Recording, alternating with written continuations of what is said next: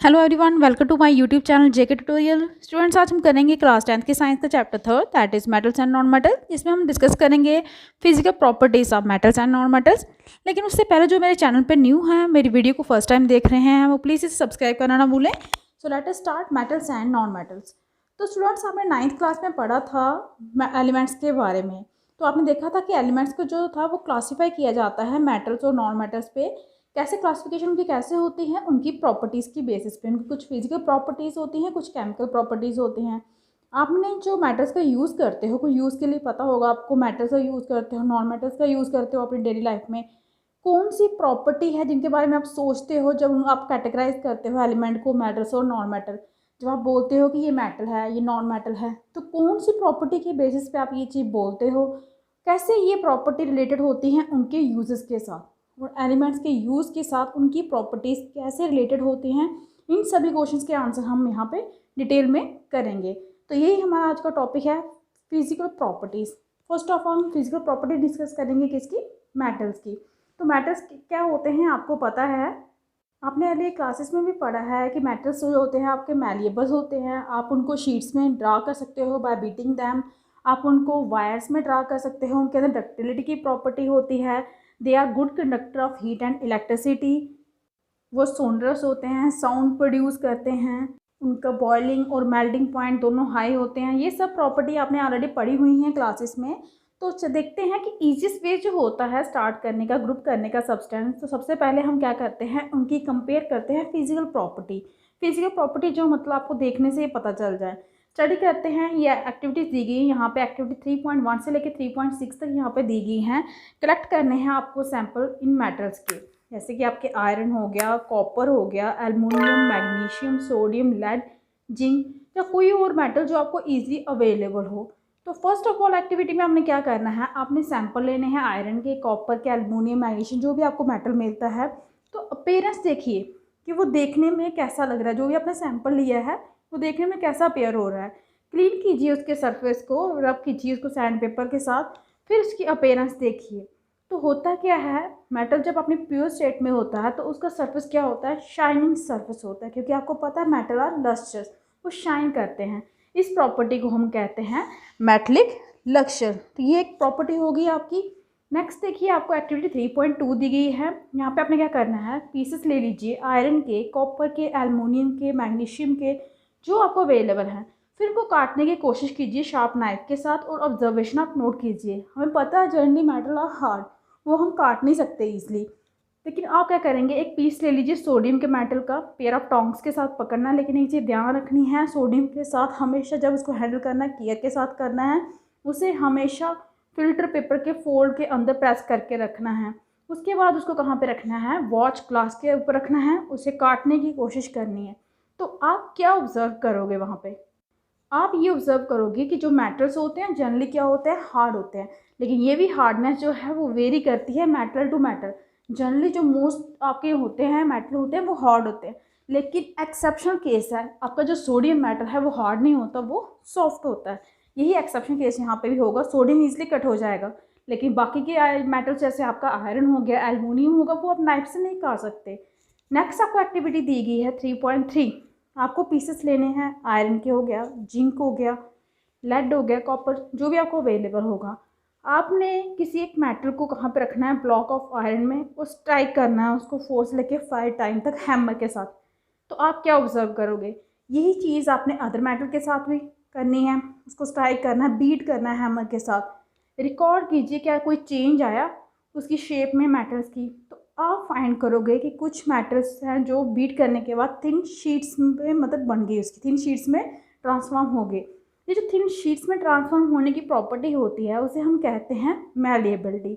आपको पता है गोल्ड और सिल्वर जो होते हैं वो सबसे ज़्यादा क्या होते हैं, मैलिएबल मेटल्स होते हैं। ये चीज़ आपने ध्यान रखनी है। तो ये इसकी थर्ड प्रॉपर्टी आ गई।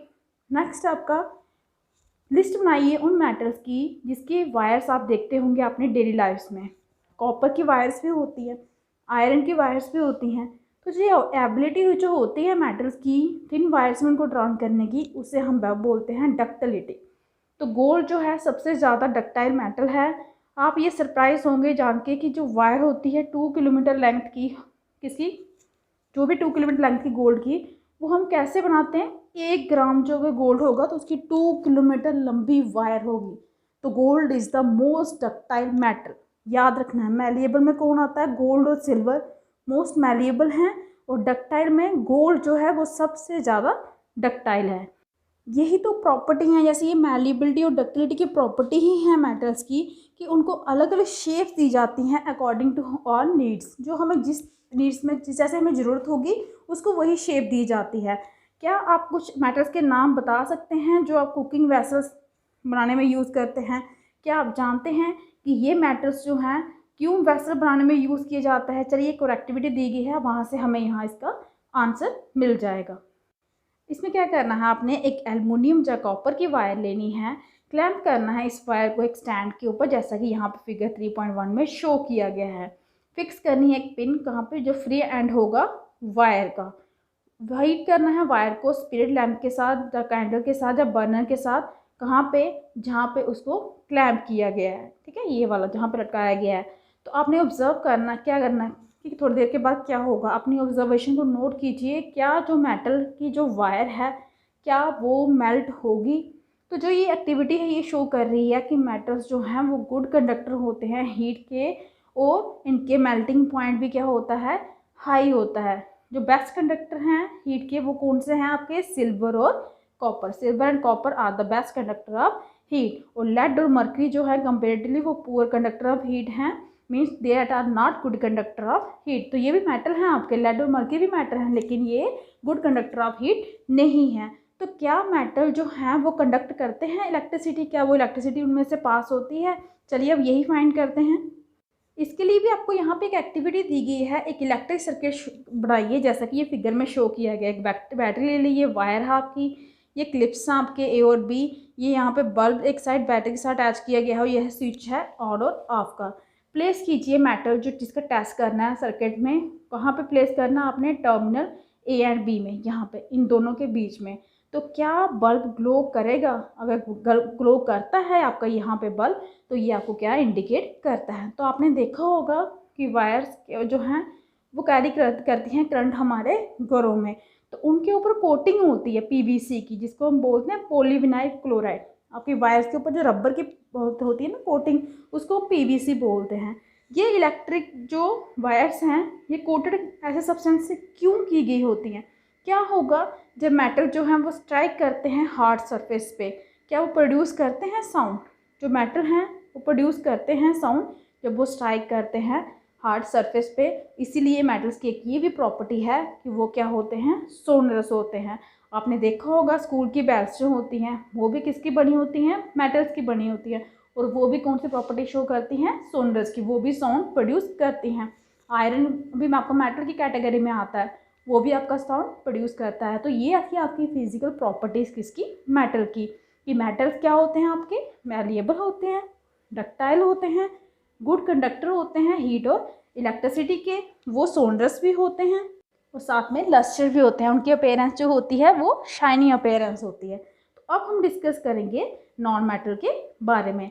तो प्रीवियस क्लास में आपने पढ़ा है कि बहुत कम जो नॉन मेटल हैं वो होते हैं as comparison to non metals के कंपेरिजन में, मतलब बहुत कम नॉन मेटल्स के बारे में पढ़ा होगा। मेटल्स तो हमें ज़्यादा मिल जाते हैं, पता होता है कि ये मेटल्स होते हैं, लेकिन नॉन मेटल के बारे में हमें बहुत ही कम पढ़ा होगा। कुछ एग्जाम्पल जो होते हैं नॉन मेटल के वो कौन से होते हैं आपके, कार्बन हो गया, सल्फर हो गया, आयोडीन हो गया, ऑक्सीजन हो गया, हाइड्रोजन हो गया। ये सब आपके किस कौन सी लिस्ट में आते हैं, नॉन मेटल की लिस्ट में आते हैं। नॉन मेटल आपके सॉलिड्स भी हो सकते हैं, गैसेस भी हो सकते हैं, किसको छोड़ के, ब्रोमीन को छोड़ के, क्योंकि ब्रोमीन आपका क्या है, लिक्विड है। तो क्या नॉन मेटल जो हैं उनकी फिजिकल प्रॉपर्टी सेम होती हैं जैसे कि मेटल्स की होती हैं? जैसे आपके मेटल्स जनरली हार्ड होते हैं, ठीक है, वो हमने देखा सोनरस होते हैं, मैलिएबल होते हैं, डक्टाइल होते हैं, तो क्या इनकी प्रॉपर्टी भी सेम ही होती हैं? उसके लिए यहाँ पे देखिए आपको एक एक्टिविटी दी गई है, आपने क्या करना है, सैंपल लेने हैं कार्बन के। तो कार्बन आपको पता है कई सारी फॉर्म में जो हमें मिलता है, कोल हो गया, ग्रेफाइट हो गया, सल्फर के सैंपल आप ले सकते हैं, आयोडीन के सैंपल ले सकते हैं। उसके बाद कैरी करनी है हमने एक्टिविटी 3.1 से लेके 3.4 तक और 3.6 सोनरस वाली प्रॉपर्टी भी आप कर सकते हैं, और रिकॉर्ड करनी है आपने ऑब्जर्वेशन इस टेबल में, ठीक है। तो जब आप ये ऑब्जर्वेशन लोगे आप टेबल में, तो आप डिस्कस कीजिए जनरल फिजिकल प्रॉपर्टी किसकी, मेटल्स और नॉन मेटल की अपनी क्लास में। तो आप ये कंक्लूड करोगे कि हम ग्रुप नहीं कर सकते एलिमेंट को सिर्फ उनकी फिजिकल प्रॉपर्टीज़ के बेसिस में, क्योंकि कई सारी एक्सेप्शंस आ जाती हैं कि ऐसी सिमिलरिटी आ जाती हैं जो मेटल्स में भी होती है, नॉन मेटल्स में भी होते हैं। तो हम कैसे बोल सकते हैं कि वो मेटल की कैटेगरी में आता है कि नॉन मेटल की कैटेगरी में आता है। जैसे कि आपको एग्जांपल दिए गए यहाँ पे, सारे के सारे मेटल्स जो होते हैं मरकरी को छोड़ के वो एग्जिस्ट करते हैं सॉइल स्टेट पे एट रूम टेम्परेचर पे। हमें पता था सॉलिड है, क्योंकि सॉलिड इतने हार्ड होते हैं तो सॉलिड होंगे ही होंगे। एक्टिविटी 3.5 में ऑब्जर्व किया था मेटल्स का जो है बॉइलिंग मेल्टिंग पॉइंट क्या होता है, हाई होता है, लेकिन गैलियम और सीजियम का ऐसा नहीं है, उनके मेल्टिंग पॉइंट क्या होते हैं, लो होते हैं। तो हम कैसे बोल सकते हैं कि वो मेटल की कैटेगरी में है कि नॉन मेटल की कैटेगरी में है। अब ये मेटल जो है ये मेल्ट करते हैं, अगर आप उनको अपने पाम पे भी रखोगे, गैलियम और सीजियम को अपनी हथेली पे रखते हो ना, तो वो तब वहाँ पे भी मेल्ट हो जाते हैं। आयोडीन जो है वो नॉन मेटल है लेकिन वो शाइन करता है। कार्बन जो है वो आपका नॉन मेटल है लेकिन वो अलग डिफरेंट फॉर्म में एग्जिस्ट करता है, जिससे उसकी फॉर्म को हम बोलते हैं एलोट्रॉप। कार्बन की बहुत सारी फॉर्म होती हैं, डायमंड हो गया, ये भी एलोट्रॉप है कार्बन का। ये हार्डेस्ट नेचुरल सब्सटेंस है और ये इसका मेल्टिंग पॉइंट और बॉइलिंग पॉइंट दोनों हाई होते हैं। तो जो ये प्रॉपर्टी डायमंड शो कर रहा है वो प्रॉपर्टी तो मेटल भी शो करते हैं। तो हम कैसे बोल सकते हैं कि डायमंड जो है वो कार्बन का एलोट्रोप है और वो कहाँ पे एग्जिस्ट कर रहा है, नॉन मेटल की मतलब कैटेगरी में, जबकि वो सारी प्रॉपर्टी शो कर रहा है हमें मेटल की। दूसरी साइड ग्रेफाइट जो है वो भी एलोट्रोप है आपका कार्बन का और ये गुड कंडक्टर है इलेक्ट्रिसिटी का। ठीक है, तो हम कैसे बोल सकते हैं कि ये मेटल में नहीं है, नॉन मेटल में है। मतलब कुछ एक्सेप्शन केस आ रहे हैं, कुछ कॉमन चीज़ें हैं जो मेटल में भी हैं, नॉन मेटल में भी हैं। आपके एल्कैली मेटल हो गए जैसे लिथियम, सोडियम, पोटेशियम, ये कितने सॉफ्ट है, लेकिन हमने तो ये रीड किया कि मेटल जो हैं वो हार्ड होते हैं। ये इतने सॉफ्ट है कि आप इसको नाइफ के साथ कट सकते हो, इनकी डेंसिटी बहुत कम होती है, मेल्टिंग पॉइंट बहुत कम है। तो एलिमेंट जो है वो क्लासीफाई हम क्लियरली कहाँ पे कर सकते हैं उनको, मेटल और नॉन मेटल पे, उसके लिए हमें करनी पड़ेगी उनकी केमिकल प्रॉपर्टीज़।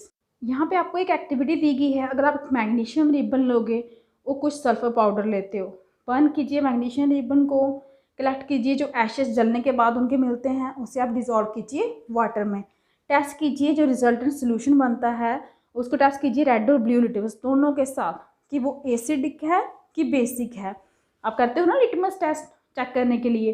तो जो प्रोडक्ट जो फॉर्म हुआ है बर्न करके मैग्नीशियम रिबन को, क्या वो एसिडिक होगा और बेसिक होगा। फिर आपने बर्न करना है सल्फर पाउडर को, एक टेस्ट ट्यूब में रखिए बर्निंग सल्फर को और कलेक्ट कीजिए जो फ्यूम प्रोड्यूस होगी वहाँ पे, ऐड कीजिए उसमें कुछ पानी टेस्ट ट्यूब में, उसे शेक कीजिए। अब उस सोल्यूशन को भी चेक कीजिए कि क्या जो सल्फर का सोल्यूशन जो हमें ऑब्टेन हुआ बर्निंग के बाद क्या वो एसिडिक है और बेसिक हुआ। तो आप इसकी इक्वेशन को राइट कीजिए, लिख सकते हैं कि क्या कैसे कैसे रिएक्शन हुई। तो मोस्टली जो नॉन मेटल्स हैं वो प्रोड्यूस करते हैं एसिडिक ऑक्साइड, ठीक है, जब डिज़ोल्व करते हैं कहाँ पे, वाटर में। और दूसरी साइड जो ज़्यादातर मेटल्स होते हैं वो बेसिक ऑक्साइड बनाते हैं जलने के बाद, बर्निंग के बाद। तो ये लर्निंग जो है ये हमें मेटल ऑक्साइड की नेक्स्ट सेक्शन में जो हम पढ़ेंगे, मेटल ऑक्साइड्स क्या होते हैं, acidic oxide means basic oxide जो बन रहे हैं, ये हम next section means chemical property में डिस्कस करेंगे। आज के लिए इतना ही।